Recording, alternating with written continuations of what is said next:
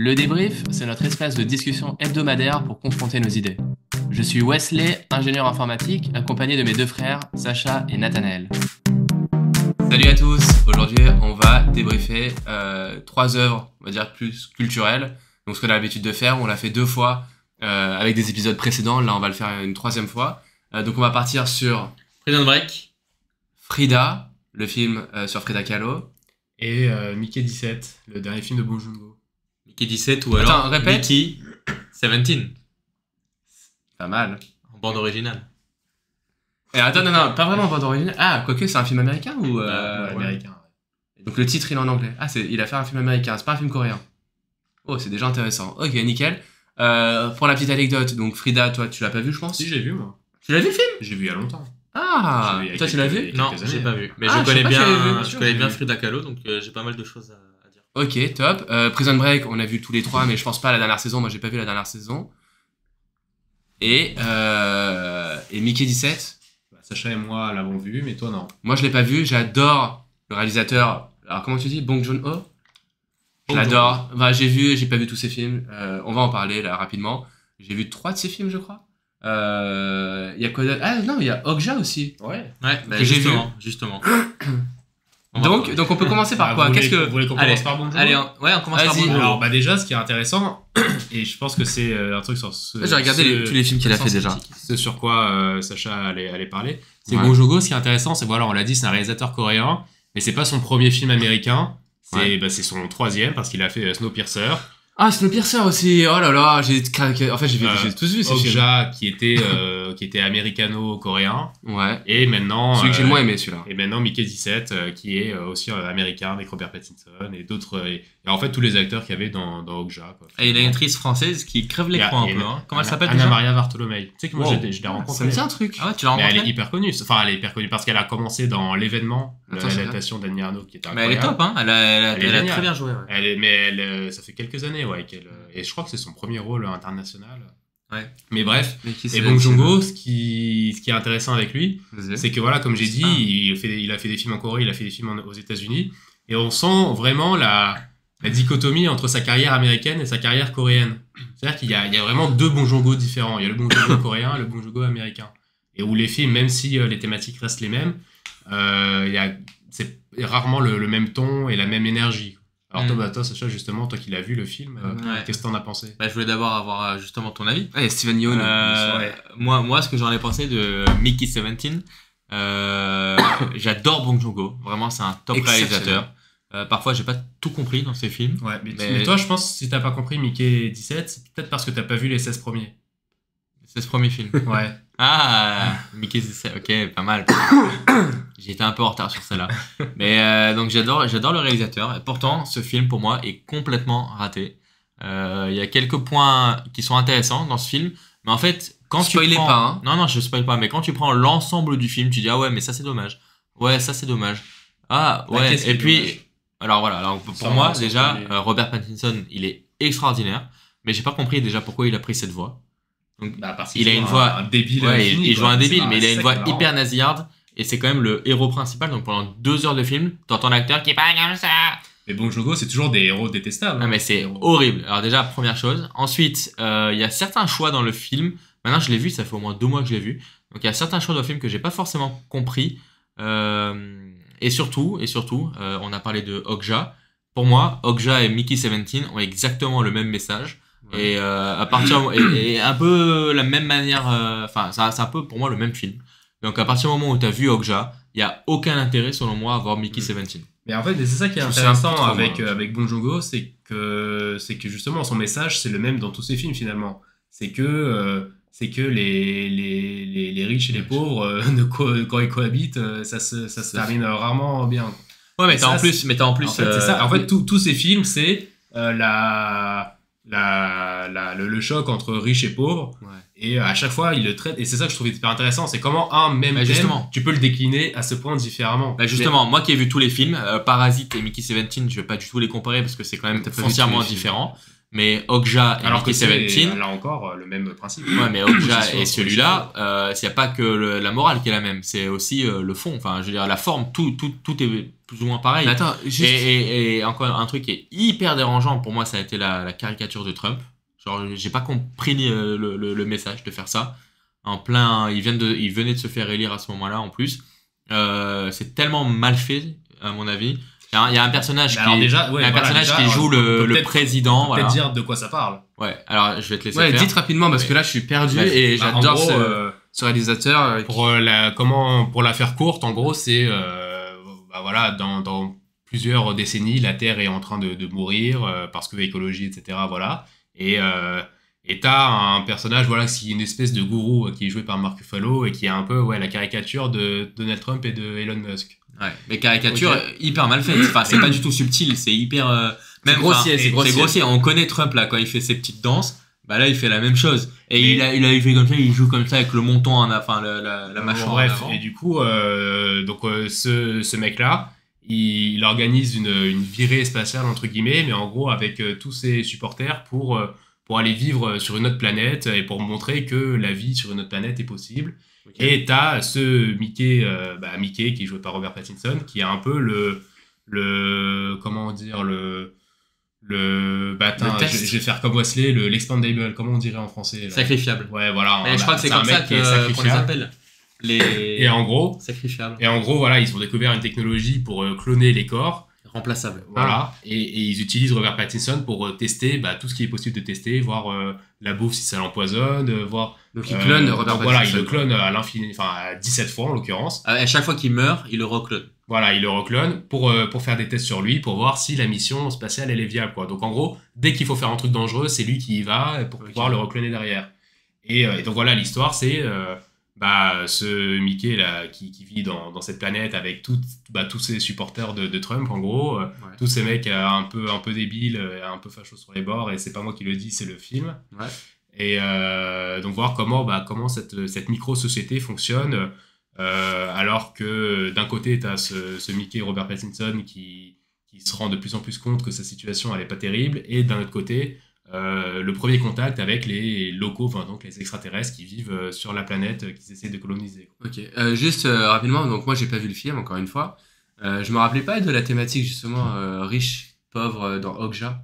Ça me dit rien du tout. Ah bah c'est une petite fille qui est avec son petit animal perso Ouais. contre la grosse corporation qui veut lui prendre pour en faire de la viande. Ah ouais, exact. Ah ouais, je me rappelle maintenant. À la fin, dans un abattoir et tout. Ouais, j'avais pas. C'était le film que j'ai le moins aimé de Bong Joon-ho. Moi, j'avais Juste- adoré Okja. Et c'est justement parce Ah, que t'avais adoré Okja ? j'avais adoré Okja. J'ai C'est parce que détesté. je l'avais adoré que je vois pas l'intérêt de Mickey 17. Alors attends. Moi je le trouve très différent les deux. Enfin, Est-ce que vous avez vu The Host ? Parce que moi Ouais, c'est moi, ce je l'ai film-là vu. qu'on m'avait conseillé, qu'on m'a dit c'est son meilleur. Faut absolument que tu le vois.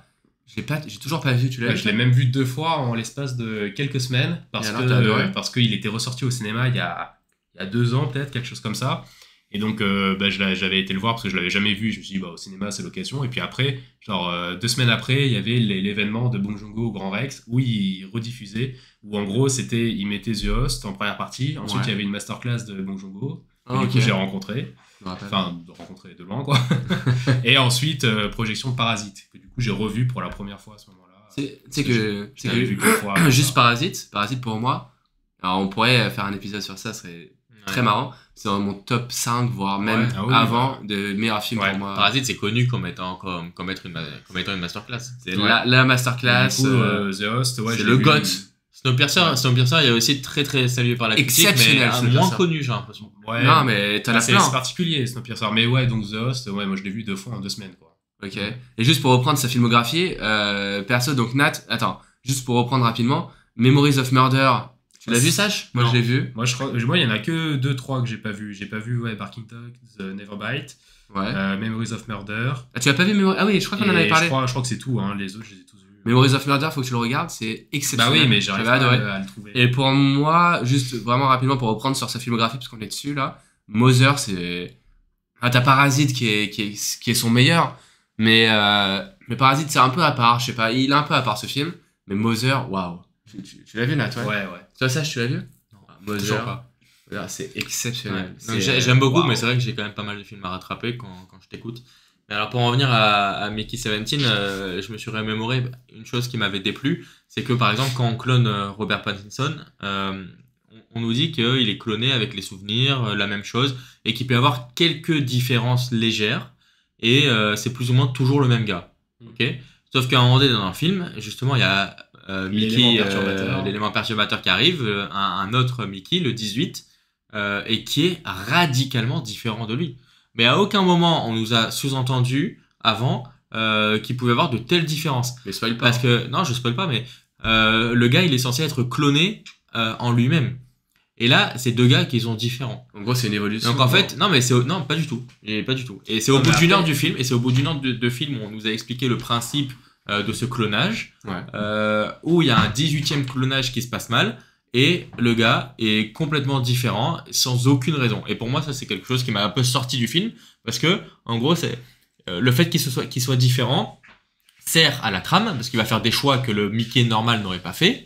Mais si on suit sa logique, c'est une incohérence. Il ne devrait pas y avoir un Mickey tellement différent de lui-même. Bah si, moi je pense que la différence, elle réside dans le fait qu'ils croisent que les deux cohabitent, justement. C'est le fait de rencontrer son prédécesseur qui le fait vriller. Je suis pas d'accord, parce que dès le début, dès qu'il naît, par exemple, il y a l'histoire de la drogue, là, il veut se shooter avec sa copine, alors que le premier, il est tout timide et qu'il a dit dans le film que c'est pas du tout son truc de faire la drogue et tout. Alors que l'autre, il est violent, il veut déjà tuer quelqu'un à peine il est sorti du truc, il veut déjà le tuer. Et c'est pas du tout dans la personnalité du personnage qu'on nous a présenté depuis 1h30 de film. Peut-être pas 1h30, mais au moins 50 minutes.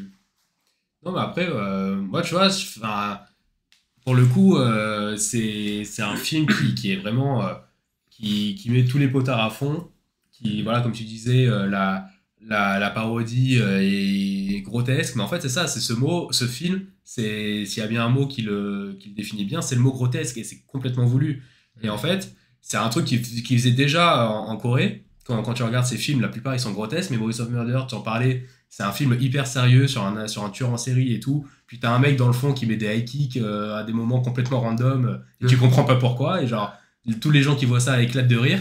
Et en fait, Bong Joon-ho, tous ces films sont un peu what the fuck, même Parasite d'ailleurs, il y a des scènes, tu te dis mais putain, mais c'est hyper rocambolesque, enfin c'est n'importe quoi, sauf que vu que c'est coréen, que c'est pas la même manière de parler, que c'est pas les mêmes manières d'agir physiquement, bah on s'en rend moins compte, tu vois. C'est comme quand tu vois si tu voyais un animé japonais en France avec des personnages français et tout, tu dirais mais pourquoi ils se comportent comme ça, tu vois, parce qu'en fait t'as pas l'habitude de voir des occidentaux se comporter comme ça. Sauf qu'en fait, lui, quand il fait Mickey 17, il dirige ses acteurs exactement de la même manière qu'il le ferait en Corée. Donc en fait, ils ont cette... Et ça, c'est un truc qui est très, très commun au cinéma asiatique, c'est que ils exagèrent tous leurs mouvements, tu vois. Ouais. Et ça se retrouve dans Mickey 17, et c'est un film, c'est une comédie. Faut pas oublier que c'est une comédie, tu vois. Et en fait, moi, tu vois, quand je regarde un film de science-fiction qui mise tout sur son univers, son lore, machin, alors voilà, ça fonctionne comme ça parce que et un tel... Là, je me dis, bah là, je vais essayer d'être attentif à la cohérence de l'univers. Quand c'est une comédie dont le but est de faire la satire de la politique de Trump et la personnalité des gourous que sont Trump et Musk, parce que peu importe ce qu'on en pense, c'est un mot qui les définit bien. Bah moi, je le prends comme ça, tu vois, et je vais pas chercher les petits détails parce que c'est pas ça qui est important. Et ensuite, un autre souci avec ce film, quand on connaît un peu, enfin quand on s'intéresse à la production, tu te rends compte que c'est un film qui a eu beaucoup de soucis, qui est sorti très en retard par rapport à la date à laquelle il devait sortir. Donc en fait, toute la critique de Trump, bah, ça devait être fait avant l'élection. Donc voilà, tu vois, le but était aussi de réagir face à ça. Là, c'est sorti un peu trop tard, donc le soufflet est un peu retombé. Et ensuite, bah, travailler en Corée quand t'es le réalisateur le plus connu et le plus puissant du pays, c'est pas la même chose que travailler aux États-Unis, avec un budget qui est 10 fois supérieur à ton précédent film et un pays dont tu parles pas la langue. Et ça, tu le vois dans les résultats, parce que concrètement, Mickey 17, il s'est planté au box-office, c'est un bide absolu. Et en fait, Bong Joon-ho, ce qui est intéressant, c'est que je pense que c'est un mec qui a été adulé par le monde entier après Parasite, où alors personne ne le connaissait, enfin dans le grand public, tu vois, les cinéphiles le connaissaient, mais dans le grand public, personne ne le connaissait, alors que le mec était déjà considéré comme un dieu par les gens qui s'intéressent au cinéma coréen. Et Donc voilà, après Parasite, le monde entier s'est prosterné devant lui. Ouais. Et lui, quand tu regardes aux Oscars, ses discours et tout, bah, tu te rends compte qu'il les méprise un peu, tu vois, les Américains qui se prosternent devant lui. Alors attends. Et en fait, ce film, moi, je le vois un peu comme le doigt d'honneur de Bong Joon-ho à l'Amérique. Genre voilà, vous m'avez donné budget illimité quasiment, parce que quand t'as 150 millions pour faire un film, alors que jusqu'à présent, t'en avais 10 ou 15, c'est budget illimité, tu vois, c'est open bar. Et en gros, pour moi, ce film, je le vois comme je prends l'argent des Américains pour leur faire un doigt d'honneur. Non mais attends, alors, et c'est intéressant ce que tu dis, j'ai envie de rebondir sur pas mal de choses de ce que tu as dit. Déjà dans un premier temps, encore une fois on a dit c'est un réalisateur exceptionnel, franchement, moi j'ai découvert le cinéma coréen grâce à lui. Il y a d'autres films que j'ai vus qui sont Old pas... Boy, chez de meilleurs Ouais. films coréens. Bon, ouais, c'est un vieux film, ouais, je l'ai pas vu d'ailleurs. 2001, hein. 2001 c'est? Je pensais que c'était les années 90, bon bref, mais en tous les cas... Non, ce que je voulais dire c'est que... 2003. Ok, tu dis ces premiers films, enfin les films coréens sont plus de l'ordre du dizaine de millions en termes de budget. Là, on passe sur un budget complètement différent. En fait, moi, c'est ça que j'aime pas avec le cinéma américain, c'est que c'est que C'est de l'évasion fiscale, hein. Ils mettent des sommes astronomiques pour des projets qui n'en valent pas la peine. non mais là C'est clair, même hein. ce que tu dis, moi j'ai l'impression que t'as dit il devait sortir avant l'élection, avant les élections, machin et tout. C'est-à-dire que c'est un film politique, c'est un film politisé. C'est-à-dire qu'ils ont politisé un mec, un Coréen qui n'a rien de Non, mais le film, politisé. c'est lui qui l'a écrit, hein. Qu'est-ce que t'en sais? T'es sûr de ça? Eh bien, il est crédité comme scénariste, comme unique scénariste. Scénariste. Il a écrit tous ses Oui, films. Après, bon, c'est adapté d'un livre, mais je pense que le livre, il est pas Parce que- à ce point politique. Et tous les films de Bong Joon-ho, ils sont tout autant politiques, voire Politique. beaucoup plus. Hein. Oui, mais politique jusqu'à un certain stade. Il parle de riches, pauvres. Ok, c'est de la politique. Mais là, tu me parles d'élections, tu me parles de Trump. Genre, quel rapport? Tu vois, j'arrive pas à comprendre le rapport. Pourquoi Bong Joon-ho, il ferait un film et qui représenterait grossièrement Trump, même si c'est pas Pourquoi pas. Bah, je sais pas, ça me paraît bizarre, j'arrive pas à comprendre. C'est quoi son, je sais pas, Et c'est un Coréen, le mec il est au summum de sa carrière dans le cinéma et tout. Pourquoi il arrive aux États-Unis, il fait un film avec un budget de 120 millions pour cracher sur Trump, enfin je sais pas. Mais ce film-là, il est pas en rupture avec ses précédents. Hein. Si tu regardes... Enfin, je comprends pas pourquoi tu dis ça, parce que si t'as regardé tous les précédents films de Bong Joon-ho, bah t'es pas censé être surpris. Non mais En fait, non, en fait, j'ai l'impression, attends, non mais je j'ai l'impression, t'explique, j'ai l'impression qu'il est raté. En fait, j'ai l'impression juste pour finir qu'il est raté justement à cause de ça et c'est dommage. Je t'explique. Pourquoi avoir fait ça? Je Mais t'explique. déjà, En fait, donc Bong Joon-ho, pour reprendre ce qu'a dit Nathanaël, ça a toujours été les élites contre les riches. Ouais, Et non, du coup, les les élites, pardon, Les contre, deux- Les riches contre les pauvres. les riches contre Plutôt les les pauvres. dominés contre les dominants. les dominés contre C'est les plus- dominants, voilà, parfait. Merci Nathanaël. Juste comme ça. Et du coup, là, il a voulu reprendre le même principe Aux avec comme États-Unis, figure américanisé, avec quoi. comme figure de proue une parodie de Trump, une parodie voilà d'Elon Musk.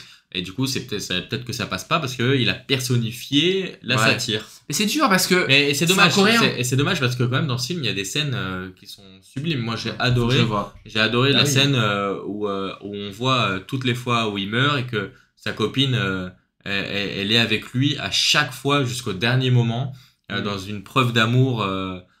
Comment dire ça? Une preuve d'amour C'est jusqu'à la fin en C'est fait. romantique, ça, Charles. Exactement, mais oui, c'était et pour le coup, le film n'est pas romantique, c'est pas un film romantique, mais cette preuve d'amour jusqu'au boutiste, profondément romantique, d'être avec la personne que Ouais. tu aimes jusqu'à sa mort, mais en fait 17 fois. Et j'ai trouvé ça très très très touchant, par exemple. Donc il y a quand même quelque chose, quelques trucs à sortir du film, mais néanmoins, je le trouve raté. Ouais, j'arrive pas, je comprends pas. Mais regarde-le. Non, mais je comprends pas pourquoi. Je sais pas pourquoi quelqu'un, un Coréen, viendrait aux États-Unis pour faire un film pour entre guillemets peut-être un peu cracher dans la soupe. Je sais pas. C'est. C'est ça, hein, quand t'es un punk révolutionnaire. Ouais, je sais pas. Si Bon. on te donne... Enfin, tu Je prends... comprends pas l'objectif derrière ce genre de.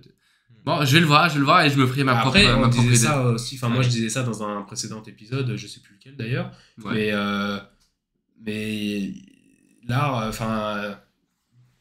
Il n'y a pas d'objectif à avoir. Tu Non, vois, c'est sûr. l'art, c'est fait pour exister, c'est tout, tu vois. Après, tu peux dire ce que tu veux, et c'est pas parce que t'es coréen que tu peux pas parler de politique américaine. Donc ta citation c'était l'art pour l'art, c'est ça? Exactement. Ok, on peut avancer sur le prochain sujet. Ouais. Frida. Ouais, Frida. Non, bah, pour parler de Frida. Et écoutez, moi honnêtement, c'est vrai que l'art de manière générale, c'est quelque chose qui m'intéresse. J'essaye de découvrir parce que t'as énormément une ribambelle d'artistes.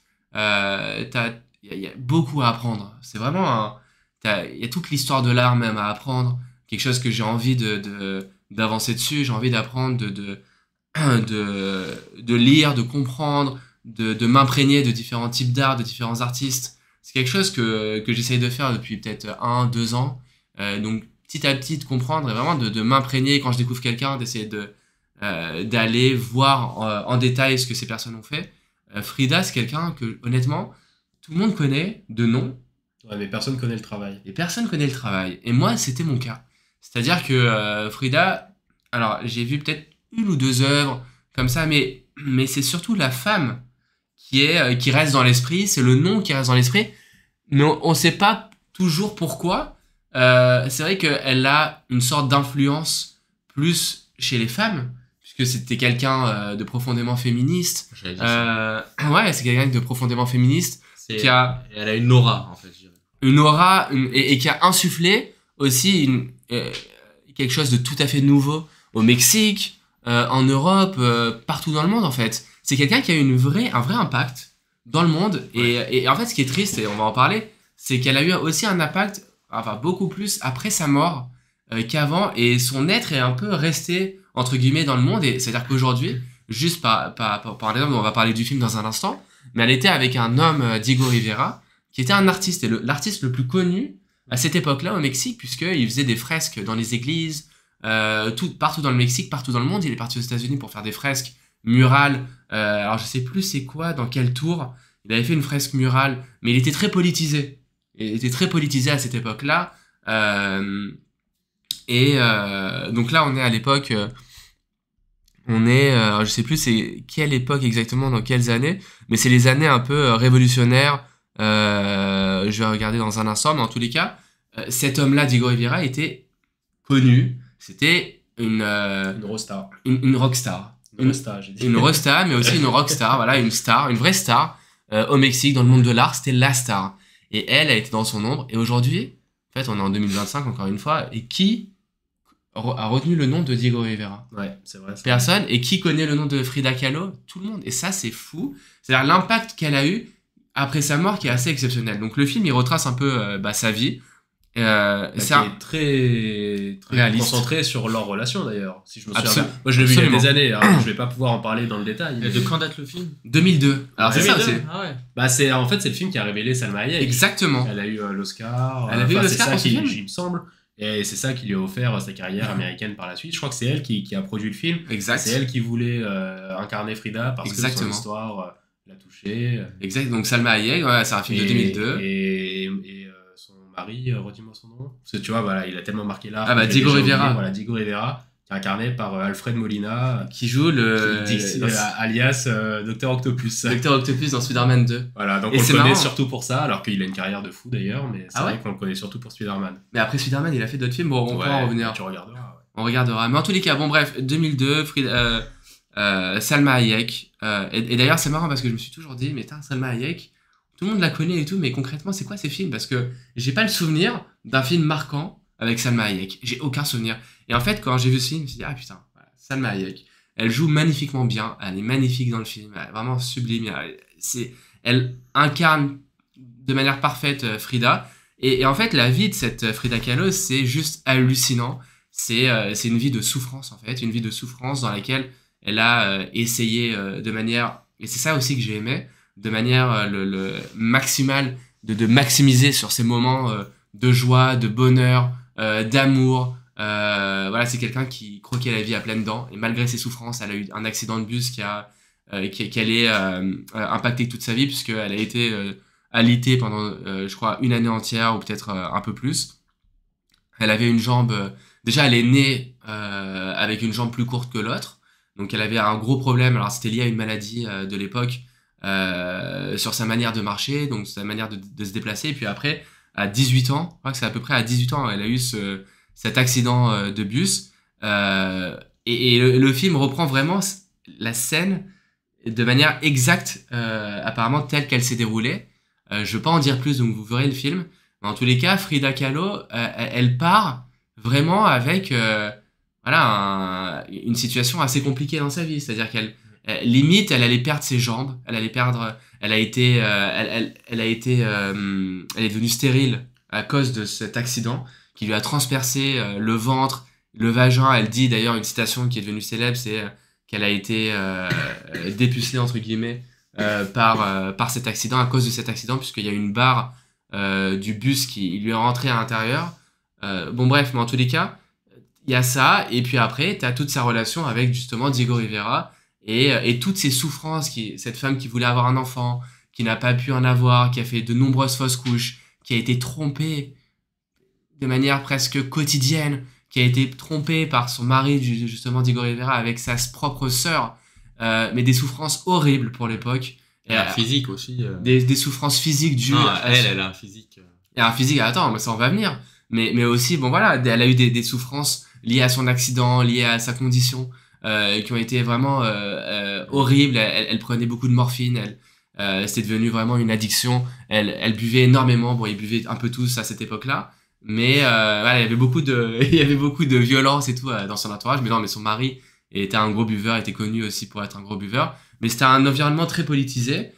Et en fait, t'apprends une tonne de trucs dans le film. Donc j'ai envie de parler de son art dans quelques minutes et de sa beauté aussi et de son comment dire, de sa prestance, parce que c'est vraiment une femme qui a une prestance, et c'est aussi la raison pour laquelle elle est aujourd'hui retenue dans la mémoire collective. C'est pour son impact. Et dans le film, j'ai un truc que j'ai appris qui est fou, c'est que elle et son mari au Mexique ont accueilli Trotsky au moment. C'est possible, je me souviens plus. Et elle a eu une relation avec Trotsky. Donc j'étais choqué quand j'ai appris ça. Je m'attendais pas du tout. Donc vraiment, c'était elle et son mari, voilà, ils étaient vraiment dans la révolution, pas parti politique, etc. Et après, bon, ils ont un peu changé de bord, accueilli Trotsky et qui lui avait fui la Russie pour ne pas être victime de Staline. Je vais dire Stallone d'ailleurs, de Staline. C'est pas le même. Mais et voilà. Pas ma guerre. Et après, non, et en fait, ce qui est intéressant, et en fait, toute cette vie-là, elle l'a racontée dans ses œuvres, et ses œuvres ont un style qui est vraiment propre à elle.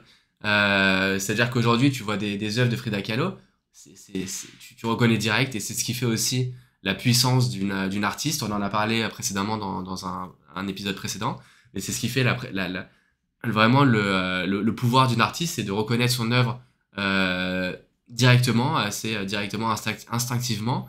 Et donc Frida Kahlo, c'est quelqu'un qui a une œuvre assez magnifique, mais qui est beaucoup plus aussi connue par son aura, comme tu as dit, par sa beauté, par son féminisme, plutôt qu'à ses œuvres.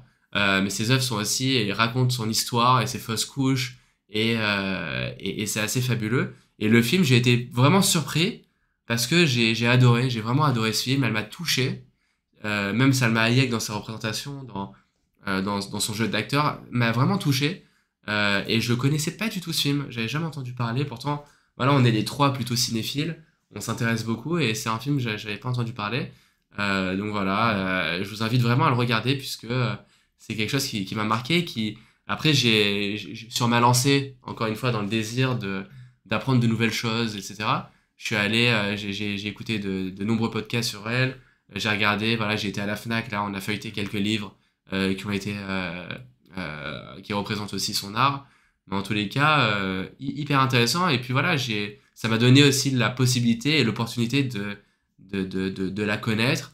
Et voilà. Après, il y a plein d'histoires sur Frida Kahlo, des légendes assez énormes au Mexique. Et est-ce que pour faire le lien avec un épisode précédent, tu dis que on reconnaît un artiste, c'est quand on voit ses œuvres, on reconnaît tout de suite l'artiste, et ça fait la grandeur d'un artiste. Ouais. Est-ce que du coup, vu qu'on reconnaît assez facilement les images qui viennent de ChatGPT, est-ce que c'est un grand artiste? Ah, mais... Petite blague, c'est une blague.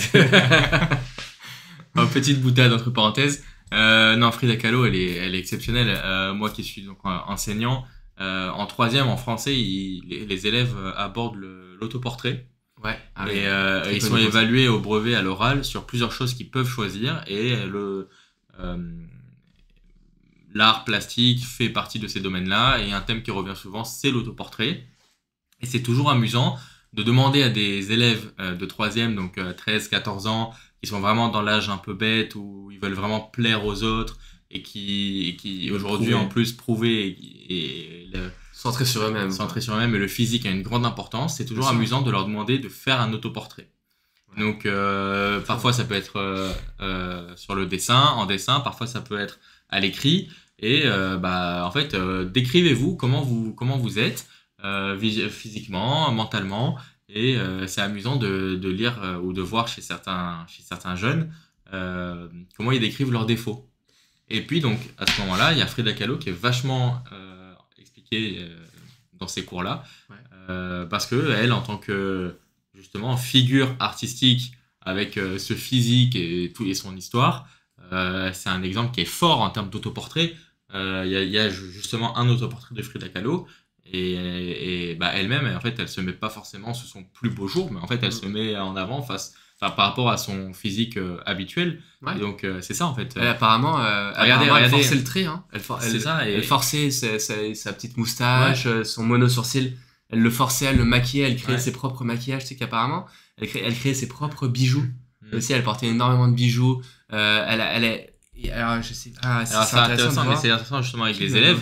Je dirais pas venez comme vous êtes, hein, pour prendre une fameuse marque, mais c'est intéressant de leur dire, regardez cette femme, l'impact qu'elle a eu, à quel point, comme tu as dit, c'est une image du féminisme extraordinaire. Jusqu'à aujourd'hui. Et pourtant, regardez à quoi elle ressemble. Vous, peu importe ce que vous avez, vous pouvez faire de grandes choses. Ne vous dépréciez pas. En fait. Ouais, mais c'est ça qui est intéressant avec Frida Kahlo, c'est que à cette époque encore plus, il était très rare que, et c'est triste à dire d'ailleurs, mais il était rare que des femmes artistes soient reconnues pour leur talent unique et pas parce qu'elles correspondent à des standards de beauté. Parce que,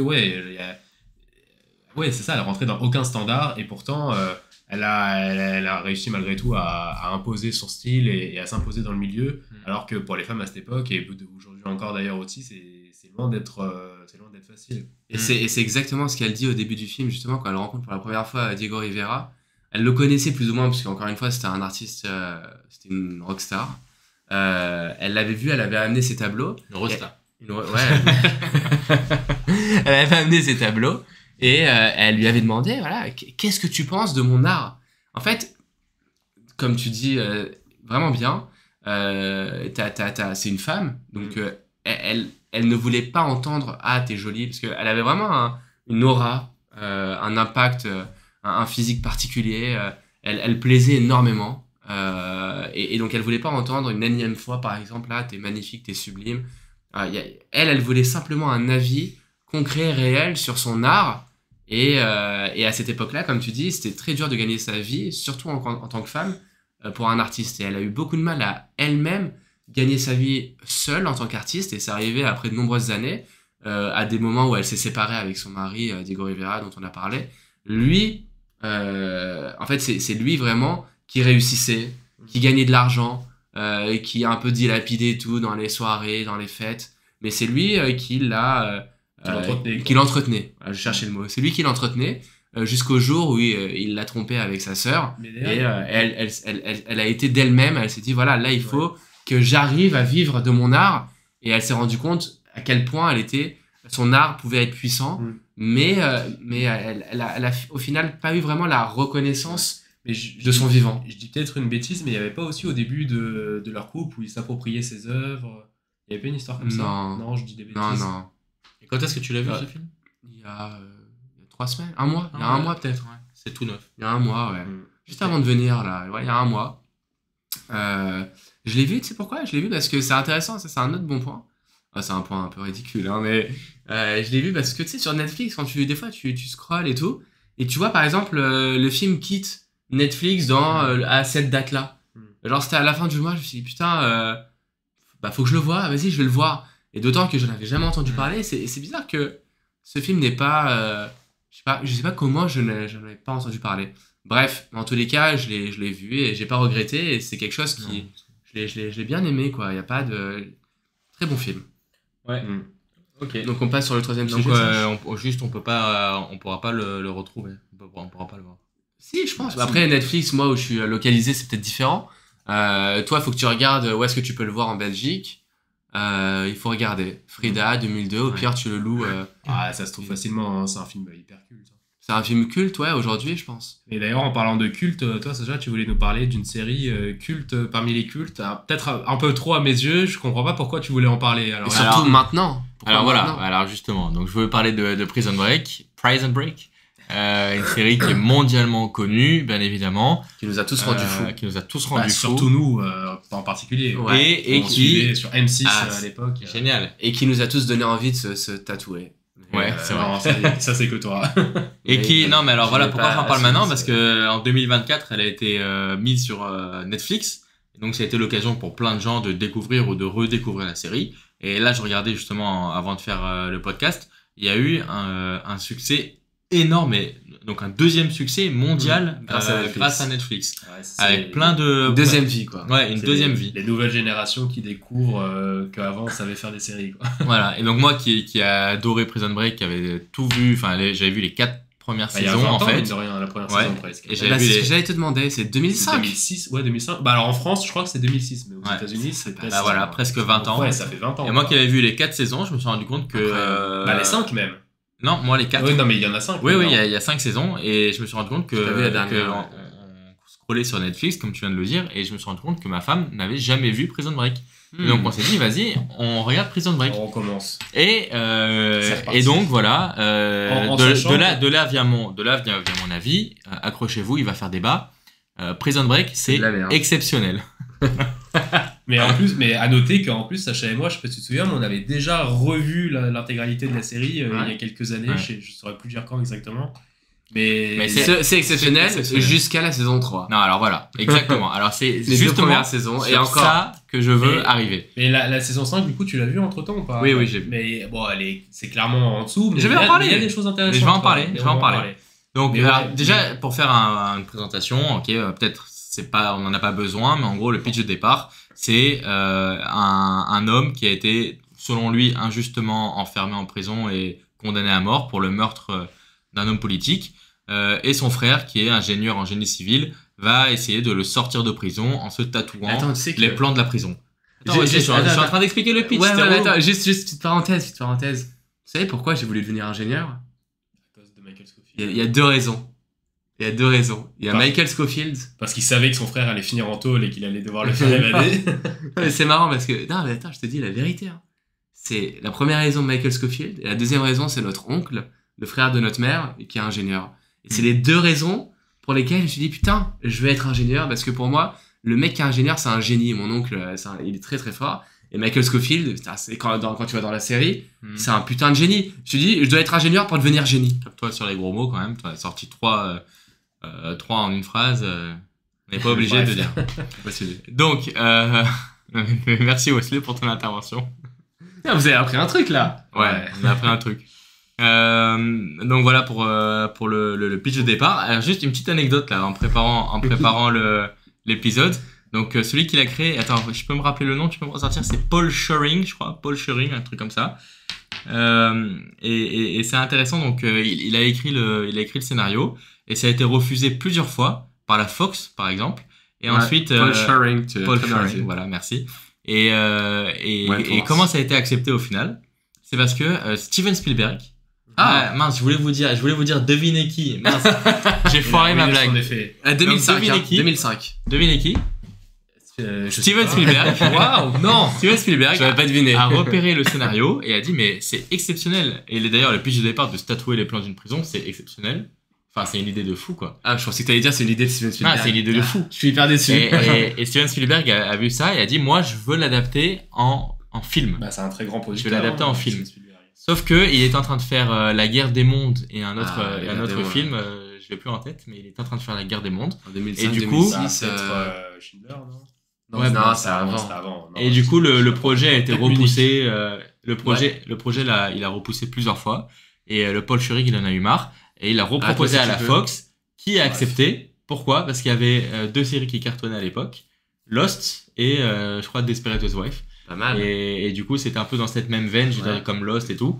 Donc à ce moment-là, la Fox a accepté le produit qu'ils avaient refusé à la base. C'est un peu le début de la démocratisation des séries, hein, à ce Ouais. moment-là, 2004, Ouais, ouais, 2005. Enfin, C'est les des séries stages. telles qu'on les connaît aujourd'hui, ouais. Ah ouais, parce qu'après, avant, c'est vrai qu'il y avait eu, je crois, bien avant les Sopranos. Moi, j'ai pas regardé, je connais pas vraiment. Mais c'est une des séries qui a bien réussi dans le monde. Bah, The Wire, Rose, enfin toutes ces séries américaines, Ah, de pas- HBO notamment. À partir de Prison Break, t'as Desperate Housewives, t'as Lost, en fait, t'as une ribambelle de séries. Et après, c'est devenu un peu un grand n'importe quoi. Ouais. Et donc, à l'époque, Oui, ça dénonce.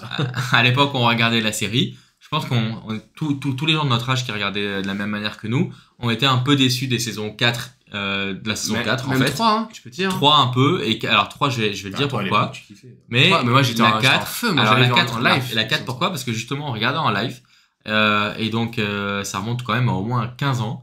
Et on voyait la série le lendemain où elle était postée, alors avec des Ouais, sous-titres. Alors déjà on voyait ça semaine après semaine, ce qui était moins démocratisé qu'aujourd'hui. Et du coup on perdait un peu le fil, on attendait vachement, on faisait des plans, qu'est-ce qui va se passer. Et donc on n'avait pas le plaisir de tout voir d'un coup. C'était magique. sous-titré, mais c'était pas forcément très bien sous-titré. Et la qualité n'était pas folle du tout. C'était Parce que magique. À c'était l'époque, pas très légal, il faut dire. Voilà, c'était les sites en streaming un peu Mais c'était sombres. magique. C'était magique, C'était mais magique. voilà. En plus, Cette époque. on a plus aimé, en fait, par nostalgie que dans le fond, parce qu'il fallait attendre et on était un peu déçus à chaque fois. Non, mais attends. Mais voilà, en revenant justement, en revoyant tout, de manière fluide et dans une bonne qualité et tout ça, je te dirais que la saison 3 est bientôt Mais très très bien. Moi, je me suis jamais dit que c'était nul. Hein. La saison 4, elle est géniale aussi, mais elle est dans une très moindre différente. mesure, elle est très différente. C'est ça en fait. Alors Ouais. forcément, la saison 1, elle est au top. Ouais, bien sûr. En fait, Elle est exceptionnelle, la saison 1. La saison 2, elle est, à mon avis, tout aussi exceptionnelle que la saison 1. moi je préfère la Un saison cran 2. en Moi, dessous. c'est la saison 2, ma préf. La saison 2. Les Mais deux sont attends. pas mal.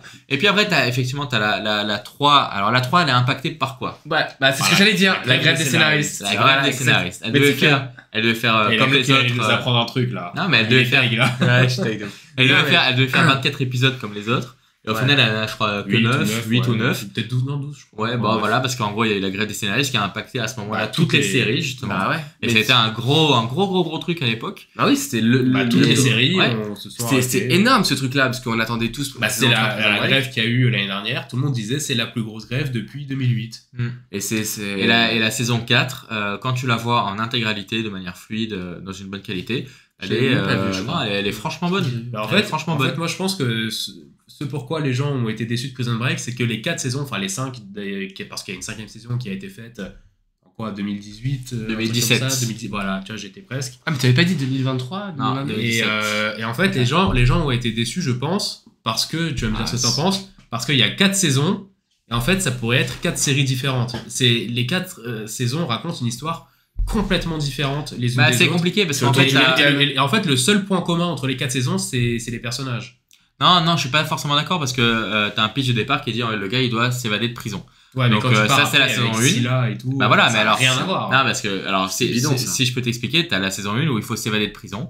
En fait, on se rend compte qu'il y a toute une manigance qui est faite autour de l'accusation du frère de Michael Scofield qui est condamné à mort. La saison 2, pour moi, c'est une suite logique. C'est après la prison, il y a, après l'évasion, il y a la cavale. Donc la saison 2, c'est toute la cavale. La saison 3, c'est là où ça a peut-être commencé à s'essouffler un peu. Ils l'ont remis en prison avec de nouveau une évasion parce que c'est quand même, ils ont Au compris. Panama. C'est ça. Avec Ils ont Brown. compris que c'était Assola. que c'était le principe fort de la série, c'était la prison Avec le petit jeune et basketteur. l'évasion de la prison. Et puis après il y a la saison 4 où c'est ok bah le groupe qui est derrière les accusations, il faut le démanteler. Donc c'est un peu la bataille de Michael Scofield contre le groupe qui s'appelle le Cartel. Ah oui, le cartel. Par contre, saison Voilà. 5, ça part en couille, ils se battent contre Daesh. Alors Ouais, là, c'est alors la spécial. saison 5, elle est un peu en dessous. Néanmoins, j'ai retrouvé quand même un peu l'ADN de la série. Et je l'ai trouvé agréable à regarder aussi.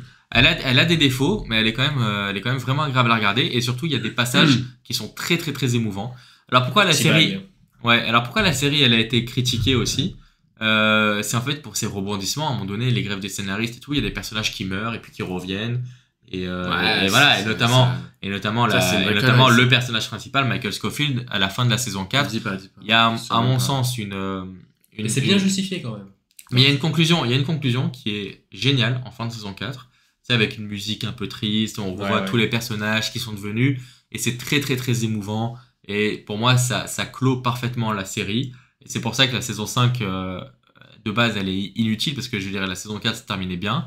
Mais ils ont décidé de relancer la machine, bon, pour l'argent, bien sûr, 10 ans après. C'est ça le problème. Mais même si ça a été fait pour des raisons mercantiles, ça n'empêche que c'est une bonne série. Et il y a aussi, du coup, à la fin de cette série, une conclusion qui, à mon sens, conclut bien la série. Tu sais qu'il devait même y avoir ça devait continuer, hein, parce que la saison 5 a eu du succès, ils se sont dit bon on va relancer une saison 6 et tout, mais en fait c'est Wentworth Miller, du coup l'acteur de Michael Scofield, qui a dit non, moi je veux plus jouer ce personnage. Ouais, alors pourquoi il veut plus jouer ce personnage? Parce qu'il ne veut plus jouer des personnages qui ont une orientation sexuelle différente de la sienne. Exactement. Parce qu'il ne veut jouer que des homosexuels à présent, parce que lui-même les...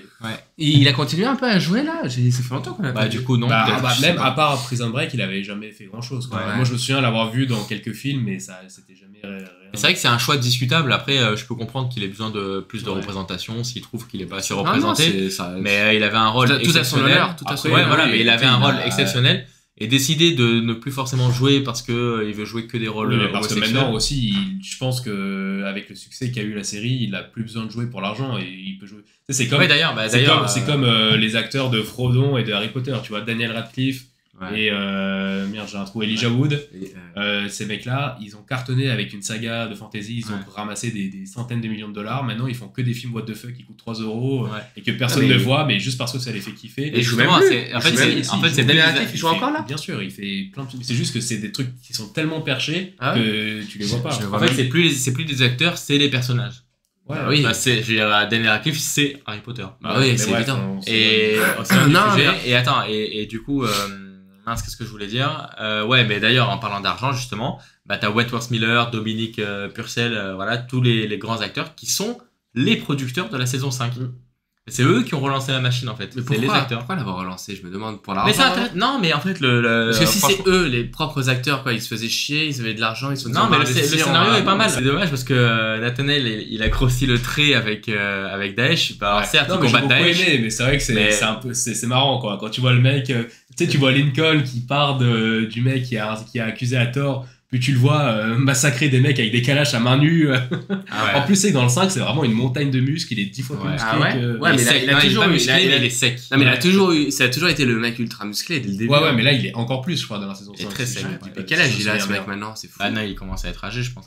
Mais non, mais c'est vraiment une bonne série. Et du coup, voilà, je vous conseille ça. Je vous conseille de vous la refaire si vous l'avez jamais vue. Parce que la saison 1 et 2, pour moi, de toutes les séries que j'ai vues, pour moi, la meilleure, ça reste Breaking Bad. Mais pour moi, Prison Break, ça s'assoit largement à la table de Breaking Bad. T'as jamais vu Game of Thrones, toi? Ah, tu peux pas dire ça, j'arrête. Ah, je te promets, pour moi, Prison Break, ça s'assoit largement à la table de Breaking Bad. Jamais de la vie. Jamais de la vie. La saison 1 et 2, les deux sont exceptionnels et tu t'arrêtes pas et c'est fantastique. Ah, moi, mon avis tranché sur ça, on pourra en parler sur un autre épisode parce que il y a vraiment beaucoup de choses à dire. Je suis vraiment contre le fait de continuer des séries. On en a parlé sur le podcast avec Dragon Ball. Ouais, voilà, encore une fois, c'est tellement, on en a parlé précédemment et on pourra en parler continuellement. Mais quel dommage, quoi. Quel dommage de finir sur des notes un peu salées alors que tu pars sur une saison 1 et 2 de Prison Break qui sont... si c'était arrêté là, ça serait devenu culte, mais encore plus, tu vois, ça aurait été parfait. Bon, bref, dans tous les cas, Breaking Bad, on pourra en parler une prochaine fois. Est-ce que tu as quelque chose à ajouter, Nat?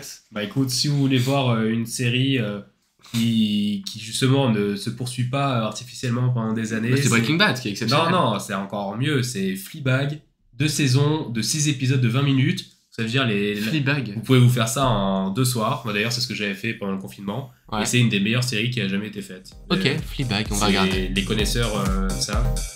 Et les autres sauront bientôt. Super, merci à tous. On vous dit à la prochaine. Ciao tout le monde.